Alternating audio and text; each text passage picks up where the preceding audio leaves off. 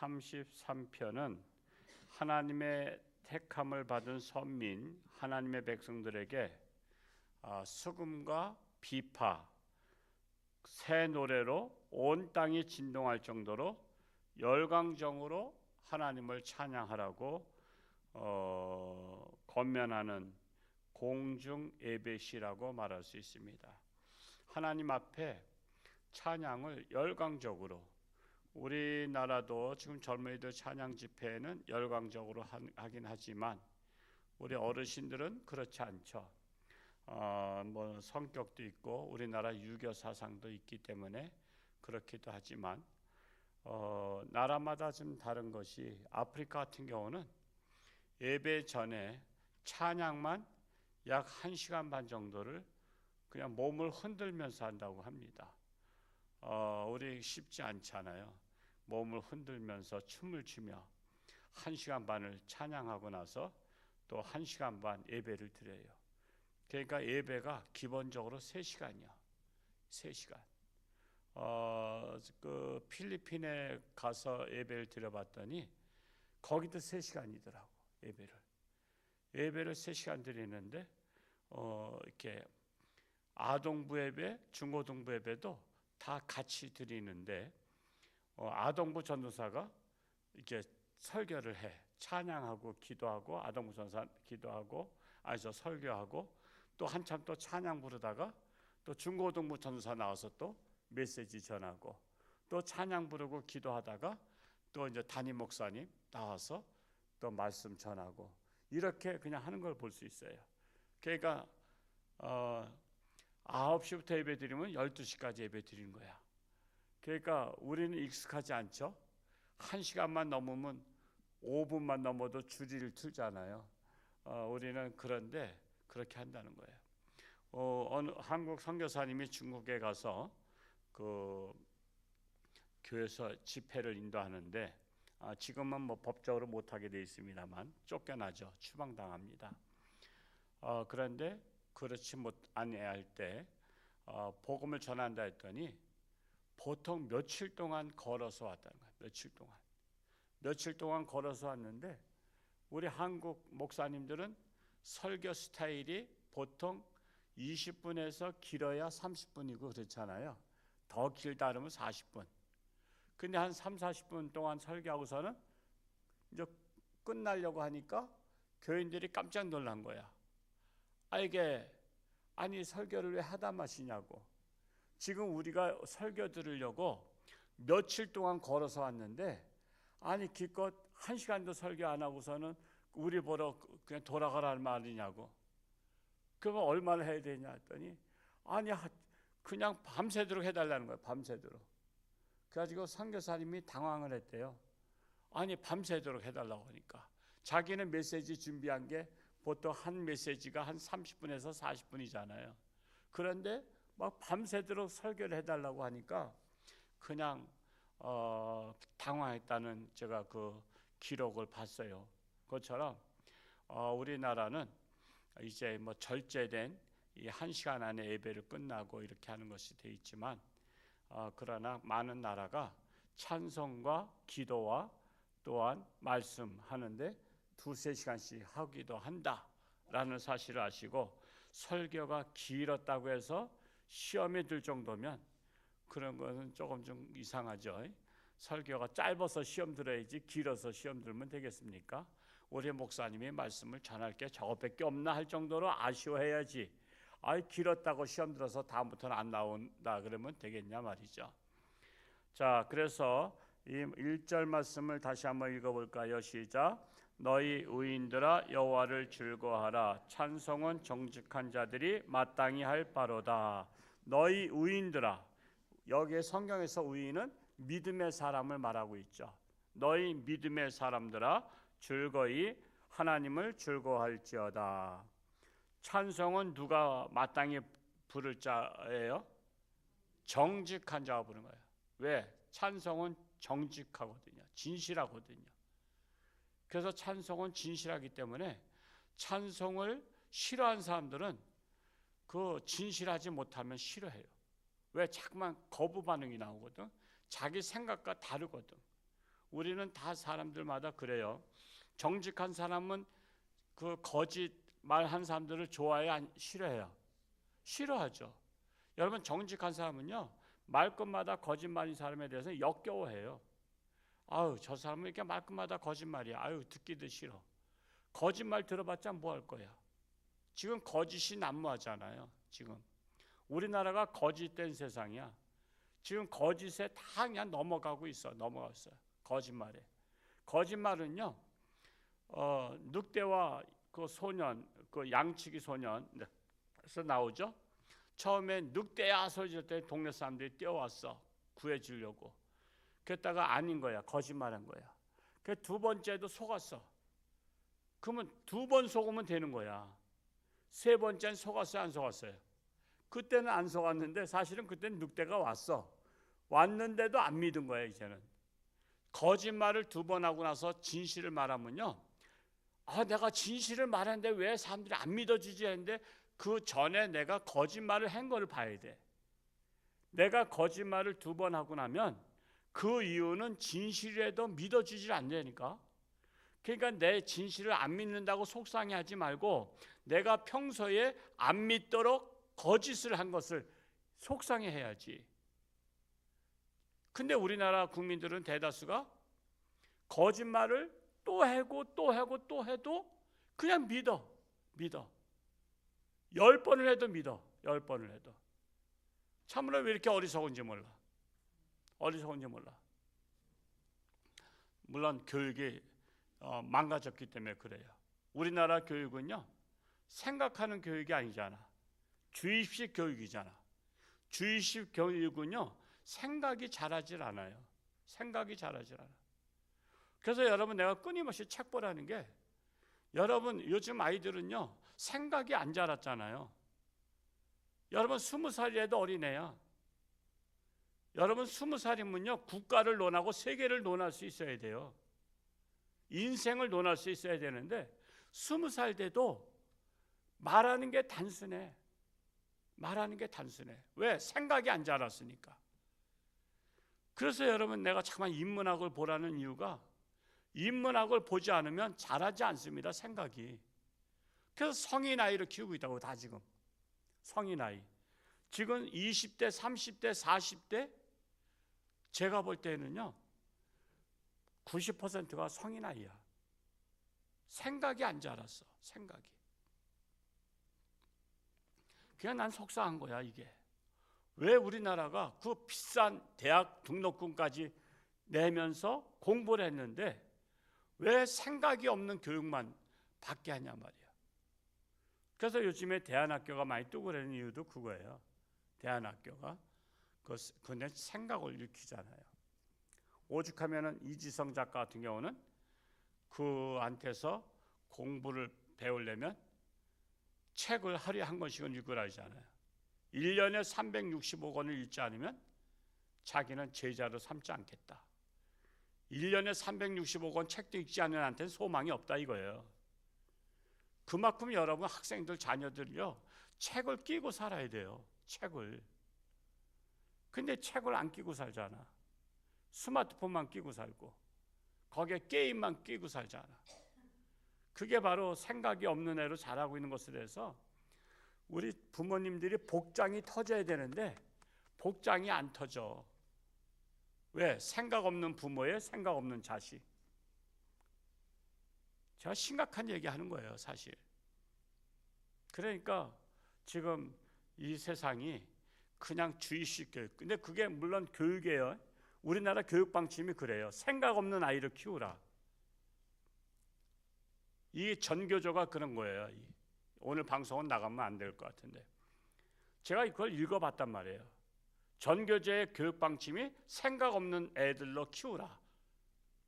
그래서 선동에 넘어가는 애들로, 일이 누구 찍으라면 누구 찍고 누구 해라 하면 누구 해고, 그게 교육 방침이란 말이에요. 그게 우리나라.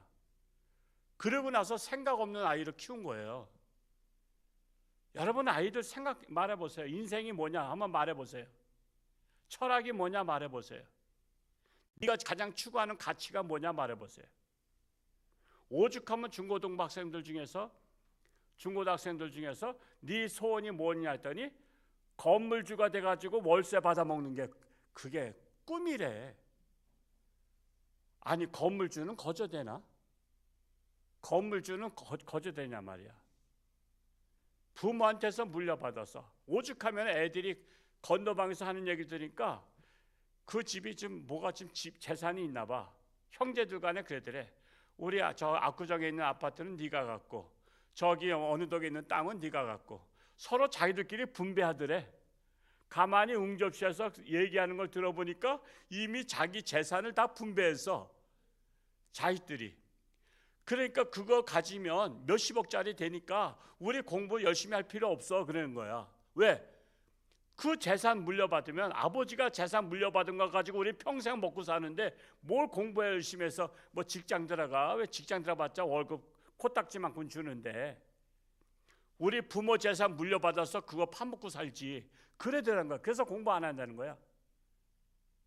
부모 재산 물려받아서 월세 건물 내가 저거 받으면 내가 월세 받아먹고 맨날 놀러 다니는 게 꿈이래. 이게 청소년들의 꿈이요 이게. 그러나 우리 자녀들은 하나님의 백성들은 그래서는 안 되잖아요.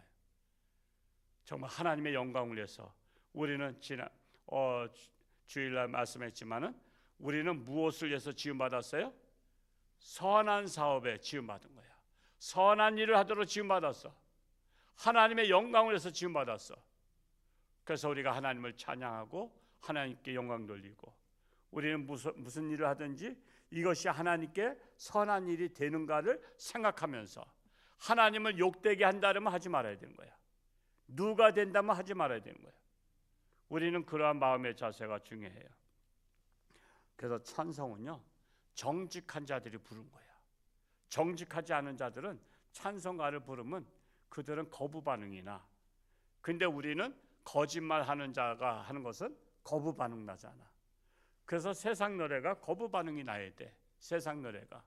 제가 지난주 실버 경연대회인가 가봤지만 물론 우리 김채영 권사님이 사회를 보고 또 김병훈 집사님이 또 주최를 하기 때문에 우리 성도님들이 하는 거니까 갔지만 노래가 하나부터 끝까지 얼마나 지겨운지 주의를 들었어. 한 2시간 반을 할 모양이야. 초청 가수들이 한 곡만 부르고 하면 좋은데 4곡씩 불러. 그래서 1시간 줄이 틀다가 그냥 미안하지만 그냥 나왔어. 세상 노래는 그냥 뭐야, 내가 음식을 먹을 때 혀 꼬부라진 거 먹는 것 같아. 완전히 혀 꼬부라진 거 먹는 것처럼 곤욕스러운 거야. 곤욕스러워. 우리 교회 저기들이 사회 보거나 이런 거 안 했으면 제가 거의 갈 일도 없지. 세상 노래는 그런 거야. 우리는 하나님의 찬양할 때 더 부르고 싶고 더 부르고 싶고. 그래서 7곡을 부르는 구역이 우리 실버 구역은 7곡을 불러. 이 카페에서 얼마나 은혜스러운지 몰라. 7곡을 불러. 아마 윤서영 교구장님 구역도 7곡 부르죠? 7곡 불러. 우리 구역장들이 의식이 있어야 돼.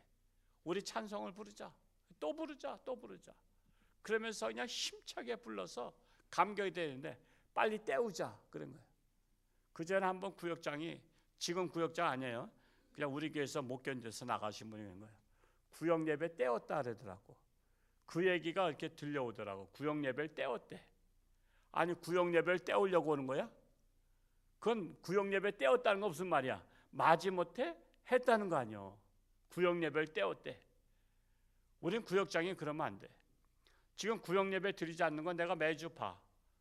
정말 답답하기도 하고 안타깝기도 하고 막 그래요.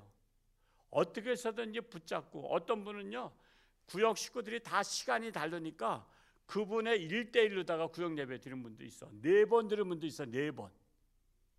그 정도로 구역 식구들을 챙겨 쫓아다니면서 구역 예배를 드려. 근데 내 시간에 안 모이면 말고 이런 분들도 있어. 내 시간에 안 돼서 시간이 안 돼서 이렇게 보고서 쓰지만 근데 같은 구역장이라도 쫓아다니면서 구역 예배를 드리는 4번씩이나 들은 분도 있다니까.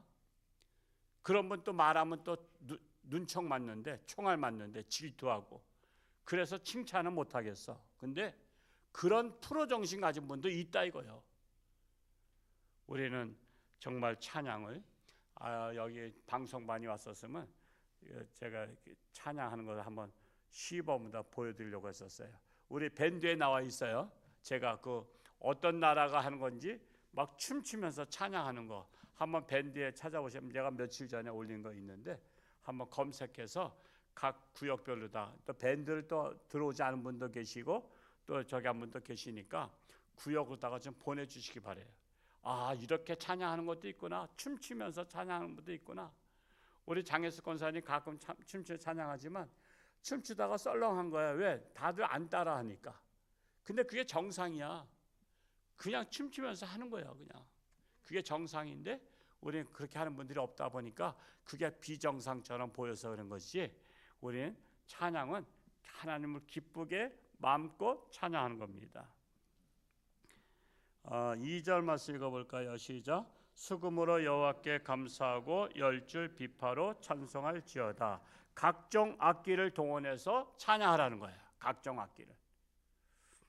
그리고 3절 말씀 읽어볼까요? 시작. 새 노래로 그를 노래하며 즐거운 소리로 아름답게 연주할지어다. 새 노래, 늘 찬양은 끊임없이 새롭게 우리가 만드는 거예요. 그리고 하나님을 노래하고 즐거운 소리로 아름답게 연주하며 최선을 다해서 하나님을 찬양할지어다 했습니다. 우리가 찬양은 이렇게 각종, 우리 할 수 있으면 우리 각종 악기를 다루는 분, 우리 하모식 성도 같은 경우 색소폰 하잖아요. 그러니까 색소폰이나 뭐 기타나 여러 가지들을 예배 중에도 그냥 각자 마음 같아서는 다 갖고 나와서 자기가 부를 수 있는 거, 하모니카 부르는 분도 하모니카 부를 수 있잖아요. 그러니까 그렇게 해서 영락교회 그 장로님 중에서 한 분이 그런 거 있어요. 그분은 어디 가나 하모니카, 그 크지도 않잖아. 주머니에 넣고 다녀. 그러면서 누구 하나 이게 모임에 가서 야, 저기 시간도 좀 때울 겸 누구 하나 좀 뭐 특성 뭐 노래 부를래? 그러면 아, 내가 하모니카 부르겠다고. 그러니까 하모니카 가지고 막 기교를 부리는데 아주 춤추게 불러. 아주 그냥 하모니카 전문이야, 전문. 여러분, 그런 거 하나만 가지고 있어도요, 어디 가든지 야, 너 와서 노래 좀 해. 그러면 아, 나 하모니카 하나 부를게. 그러면 하모니카 부른다고 싫어해요? 아, 그럼 불러봐. 그러면 하모니카 가져서는 팍팍팍팍 하는 거야. 그러면 그냥 듣는 사람들이 어깨가 들썩들썩거리는 거야. 그러니까 우리가 각자 하나씩은 가지고 연습하라고. 그래서 우리 교회가 때가 되면 각종 악기를 하나씩 1인 1악기 하나씩 동원해서 예배 드리겠습니다. 그러면 그때는 각종 악기를 다 갖고 나오는 거예요. 자기 실력을 발휘하면서 찬양하는 거예요. 오후 예배 때, 언제 한번 찬양 예배 때 한번 그럴 수 있는 기회가 왔으면 좋겠어요. 언젠가 내가 한번 광고해가지고 연습해가지고 이렇게 한번 부르면 아마 그것이 한번 화끈하면 우리 또 계속 그렇게 나갈 수 있지 않겠는가 생각합니다. 오늘 하루도 하나님과 동행하며 승리하는 복된 날 될 수 있기를 축복합니다. 할렐루야. 고맙고 감사하신 아버지 하나님, 각종 악기 비파로 수금으로 찬양하라고 했습니다. 정직한 자가 찬양한다고 했습니다. 거짓된 자들은 찬양을 싫어합니다. 왜냐하면 찬양은 진실하기 때문입니다. 우리 홍천주안교회가 정말 찬양으로 하나님 앞에 영광 돌리며 감사함으로 기쁨으로 감격으로 찬양하는 우리 홍천주안교회 되게 하여 주옵소서. 오늘 하루도 저들의 삶 가운데 하나님께서 함께 하시고 승리하는 복된 날 되게 하여 주옵소서. 육신의 질병으로 고통 속에 있는 자들 참으로 하나님의 능력의 손길로 안수하사 깨끗함 받게 하시고 건강해서 하나님 영광 위에 살게 하여 주옵소서. 이 나라가 거짓 나라가 되었습니다. 이럴 때 정직한 지도자가 나라의 대통령이 되고 국회의원들이 되어서 우리나라를 올바른 나라로 이끌어갈 수 있기를 간절히 소원합니다. 그러기 위해서는 국민들이 정신을 차려야 합니다. 거짓과 진실을 분별할 수 있는 분별력이 있어야 합니다. 이 나라 국민들을 불쌍히 여기시고 어서 속히 거짓에서 벗어나기를 원합니다. 오늘도 하나님께서 우리의 삶 가운데 함께하사 어디를 가든 누구를 만나든 그리스도의 향기를 바라는 자들이 되게 하여 주옵소서.